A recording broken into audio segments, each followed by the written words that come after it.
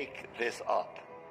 You know, I've spoken to you about dragons or the dragon in the days past before this happened. And now the dragons have arrived in America. What does it mean? Well, in the natural, we know it's part of a campaign to promote a series. But why people do things is secondary to what they're doing. If you read The Harbinger, you know the 9 ancient signs of judgment that appeared in the last days of Israel before its destruction have reappeared, manifested in America. And those who were part of their reappearing had no idea what they were doing. They were doing it for totally other reasons. They had no idea what the signs meant.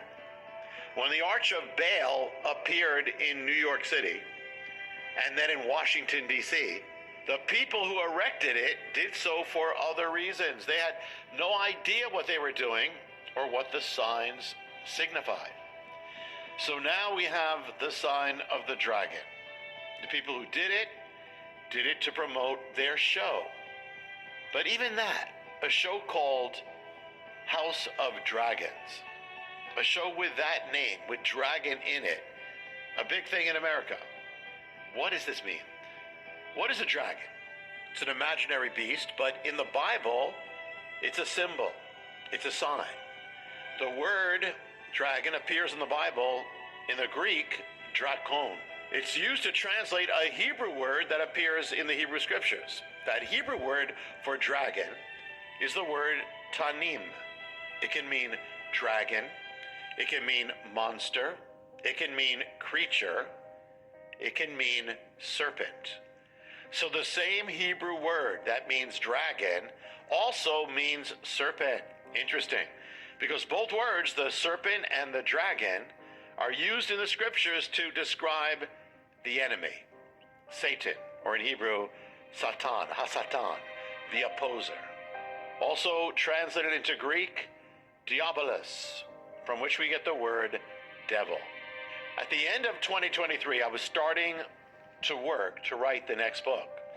It was to be the sequel to The Return of the Gods. And that book will come.